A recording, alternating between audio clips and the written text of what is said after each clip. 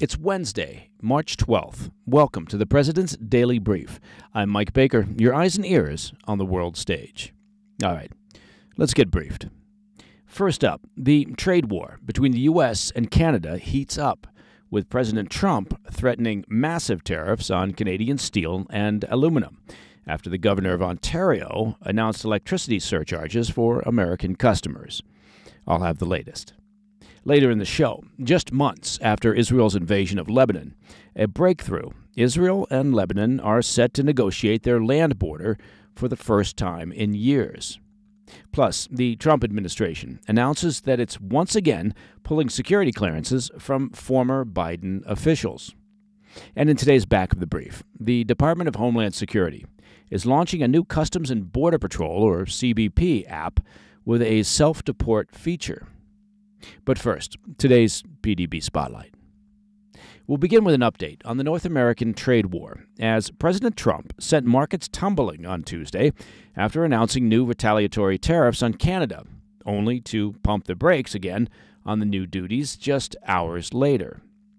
It was another day of back-and-forth announcements from the White House, which began when President Trump declared his intent to slap a 50% tariff on imports of Canadian steel and aluminum, doubling a previously announced 25% tariff on the products set to take effect on Wednesday.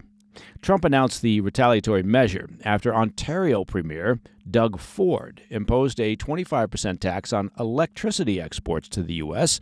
on Monday. And that's according to a report from CNN. It appeared the trade war was set for an extraordinary escalation, threatening to further roil markets that are, well, frankly, already in turmoil. Earlier on Tuesday, Trump took to Truth Social, calling the electricity tariff, quote, outrageous. In addition to imposing a 50% tariff on Canadian steel and aluminum, Trump vowed to target Canadian electricity with a 25% tariff and impose new taxes aimed at crippling the Canadian auto industry. He added that the only solution to the trade crisis was for Canada to become the 51st state. But after several tense hours, both sides decided to keep their powder dry and back down from the economic threats, at least for now. U.S. Commerce Secretary Howard Lutnick and Ontario Premier Ford issued a joint statement Tuesday afternoon, saying they would meet on Thursday in Washington to renegotiate aspects of the current North American Free Trade Treaty, known as the United States-Mexico-Canada Agreement, or USMCA. In the meantime, Ontario agreed to suspend its 25% surcharge on electricity exports, while White House trade advisor Peter Navarro confirmed that Trump's 50% retaliatory tariffs on steel and aluminum would be shelved. Are you following me so far? Critically, however, the previously planned 25% tariff on steel and aluminum from Canada and all other U.S. trading partners will still go into effect today.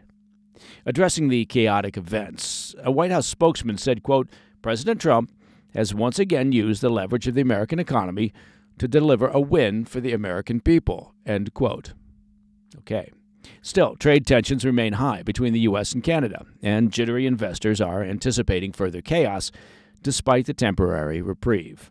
The Canadian government has still promised to retaliate against the previously announced 25% tariff on global steel and aluminum, though it's not clear what their next move will be. It's impossible to keep score here, isn't it? Trump, meanwhile, threatened more levies on Canadian exports in the near future if they don't lift various tariffs on U.S. dairy and agricultural products. Trump said Tuesday, quote, if other egregious long-time tariffs are not likewise dropped by Canada, I will substantially increase on April 2nd the tariffs on cars coming into the U.S., which will essentially permanently shut down the automobile manufacturing business in Canada, end quote. As I mentioned, Trump also reiterated his invitation for Canada to become, I'm sorry, I tried to read that with a straight face, didn't I? As I mentioned, Trump also reiterated his invitation for Canada to become the 51st state, saying the tariff issue would vanish overnight if they agreed to be absorbed into the U.S. Almost made it. Canadian leaders, as you can imagine, are not pleased. That's putting it mildly, in a diplomatic fashion. Mark Carney, who's set to succeed Justin Trudeau as prime minister in the coming days, called Trump's latest tariff threats a, quote, attack on Canadian workers, families, and businesses, end quote.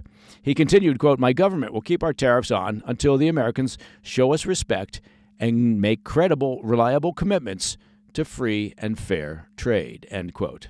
Now, as a reminder, this whole drama began in early February when President Trump announced plans to impose a 25% tariff on most goods from Canada and Mexico over the migrant and drug crisis at both borders, as well as what Trump argues are imbalances in the current free trade treaty.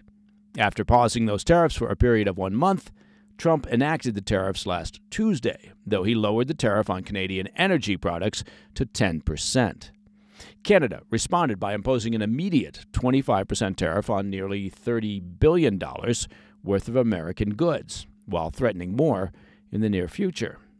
But last Thursday, Trump signed an executive order delaying the 25% tariffs on Canada and Mexico for all products covered by the USMCA Free Trade Treaty. The exemption, which frankly only covers roughly 38% of Canadian imports, will last through April 2nd, and that's the same day that President Trump plans to impose reciprocal tariffs on all major U.S. trading partners, including longtime allies. Now, as you can imagine, the abrupt starts and stops on tariffs have left investors' heads spinning, and all major U.S. stock indexes posted their second straight day of losses on Tuesday. Okay, coming up next, Israel and Lebanon agree to border talks just months after Israel's invasion, and the Trump administration pulls security clearances from former Biden officials. I'll be right back. Welcome back to the PDB. After weeks of quiet U.S.-led mediation, Israel and Lebanon have agreed to negotiate their long-disputed land border.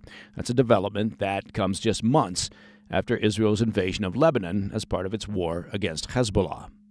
The talks, spearheaded by the Trump administration, seek to stabilize the ceasefire brokered last November under the then Biden administration and address long-standing territorial disputes that have fueled decades of conflict.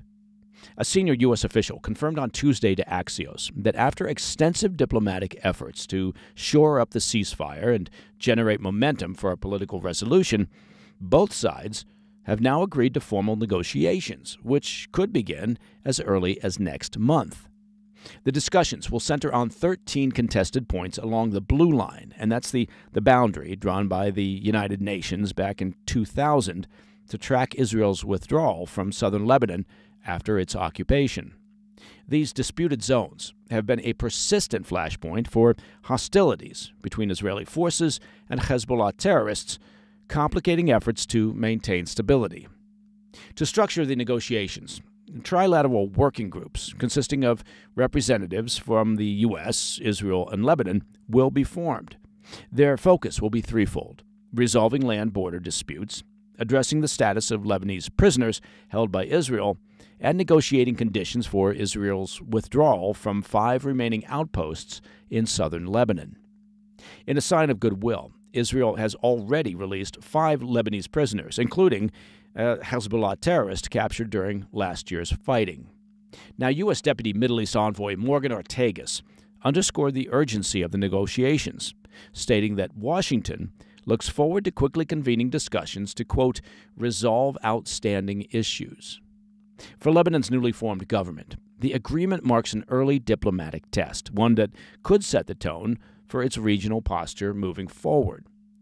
In preparation for the upcoming talks, a high-level quadrilateral military meeting took place in southern Lebanon, bringing together representatives from Israel, Lebanon, the United States, and France. The meeting, held behind closed doors, was designed to lay the groundwork for negotiations by hashing out key security concerns along the border. A White House official reaffirmed the U.S. commitment to enforcing the ceasefire and ensuring its full implementation, stressing that Washington and its international partners remain dedicated to securing a peaceful resolution. The negotiations will build on the 2022 maritime border deal between Israel and Lebanon, which helped to de-escalate tensions over offshore gas fields. Still, while the talks mark a significant diplomatic leap, they offer no guarantees of lasting peace. Hezbollah's entrenched presence in southern Lebanon and Israel's deep-rooted security concerns, well, they remain formidable obstacles. However, if successful, the negotiations could significantly reduce the likelihood of future hostilities. That's an optimistic perspective, and for the first time in decades, offer a potential breakthrough in Israel-Lebanon relations. All right. Shifting stateside, Director of National Intelligence Tulsi Gabbard has revoked the security clearances of dozens of Biden administration officials at President Trump's direction, escalating tensions over access to classified intelligence. Gabbard confirmed the decision in a post on X, stating that she had formally revoked the clearances of former Secretary of State Antony Blinken, former National Security Advisor Jake Sullivan, and former Deputy Attorney General Lisa Monaco. Monaco notably played a central role in prosecuting Trump supporters involved in the 6th January Capitol insurrection, making her inclusion in the purge especially pointed. Trump had long signaled that multiple officials would lose their security clearances, hinting at the move through a series of executive orders and social media statements since returning to the White House. Among the names on the list are New York Attorney General Letitia James and Manhattan District Attorney Alvin Bragg, both of whom spearheaded legal actions, of course, against Trump, including criminal and business-related investigations. Bragg, of course, made history as the first prosecutor to indict a then-former U.S. president on felony charges. The purge extends well beyond Trump's legal adversaries, though. Also stripped of clearance are former U.S. Ambassador to the Czech Republic Norm Eisen and former FBI General Counsel Andrew Weissman. Both have been high-profile critics of Trump, frequently appearing in the media as vocal opponents of his administration. Now, in line with Trump's decision, former President Biden will no longer receive the president's daily brief. What? The classified intelligence summary? Oh, that president's daily brief. The classified intelligence summary typically provided to former presidents. While such briefings have historically continued post-presidency, Biden himself revoked Trump's access back in 2021, setting a precedent that now appears to be coming full circle. Now, to be fair, I will not revoke President Biden's access to our PDB, although it would be appreciated if he'd pony up for the premium access to our podcast. Just a thought. Gabbard also confirmed that security clearances had been revoked for the 51 former intelligence officials who signed a controversial 2020 letter implying that Hunter Biden's laptop could be Russian disinformation. Trump had signed an executive order on his first day back in office, directing their removal, though it remains unclear just how many of them still had active access to classified information. Unsurprisingly, Trump's opponents are framing the move as politically motivated crackdown. I told you it would be unsurprising, accusing him of wielding national security protocols as a tool for retribution. Well, that's never been done before. His earlier decision to strip Biden's clearance sparked fierce debate, and now the administration has taken steps to revoke security access for lawyers at firms such as Covington and Burling and Perkins Coie, both of which played key roles in legal battles against him. But Trump's security shakeup isn't just about settling political scores. It's also about restoring accountability in a system that, in his view, has been weaponized against him and his supporters. Even some of his former allies are now caught in the crossfire. His first administration's Secretary of State, Mike Pompeo, a once loyal Republican who has since emerged as a sharp critic of Trump's foreign policy, also lost his clearance. Okay. Coming up next in the back of the brief, the Department of Homeland Security has launched a new app. They've got a new app that officials say will allow immigrants suspected of being in the country illegally to report when they self-deport. We'll have those details next. Welcome back to the PDB.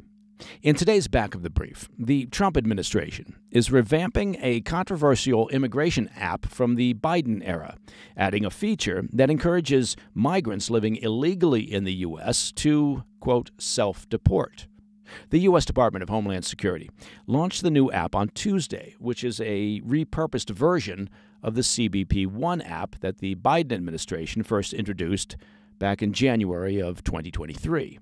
Under that program, migrants were able to use the CBP One cell phone app to claim refugee status, which allowed at least 936,000 illegal immigrants, that's almost a million, to apply for asylum from within their home countries before flying to the U.S. Once they arrived in the U.S., the vast majority of migrants were released into the country on parole, allowing them to get work permits and stay in the country for up to 2 years.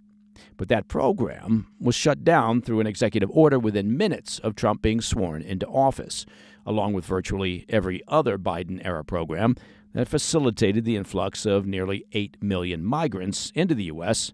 over the last 4 years. And that's just those that we know about. The known gotaways, well, that's a whole nother question. The White House has now officially rebranded the app, dubbing it CBP Home, in an attempt to accelerate the removal of illegal migrants as they work to secure more resources from Congress to enact Trump's mass deportation agenda. The app contains a self-deportation reporting feature, which lets migrants submit their intent to depart the U.S. to the DHS. Officials with DHS said the app will be the centerpiece of a broader $200 million domestic and international ad campaign that will encourage undocumented migrants to, quote, stay out and leave now. DHS Secretary Kristi Noem issued a statement saying, quote, the CBP Home app gives aliens the option to leave now and self-deport, so they may still have the opportunity to return legally in the future and live the American dream. If they don't, we'll find them, we'll deport them, and they'll never return, end quote. But according to a report from Axios, the app is already causing controversy among immigration advocates. Well, again, there's not a surprise there, who denounced it as a mean-spirited attempt to scare and confuse migrants who came into the country under what was then a lawful federal program. A representative of the advocacy group America's Voice said it will, quote, only add chaos and cruelty to an already broken system. Others said they're advising migrants to avoid the app, warning it will be used to collect their personal data with no guarantees of securing a legal pathway for residency or citizenship in the future. And that, my friends, is the President's Daily Brief for Wednesday, the 12th of March. If you have any questions or comments, please reach out to me at pdb@thefirsttv.com. And, of course, as you may well know, if you happen to be in the know, to listen to the show ad-free, just become a premium member of the President's Daily Brief by visiting pdbpremium.com. I'm Mike Baker, and I'll be back later today with the PDB Afternoon Bulletin. Until then, stay informed, stay safe, stay cool. Hey, thanks for tuning in. If you enjoyed this video, don't forget to hit that like button and leave a comment, a really positive, nice, and kind comment. That would be appreciated. And if you're not already subscribed to our channel, make sure to subscribe and turn on notifications so you don't miss any of our daily updates.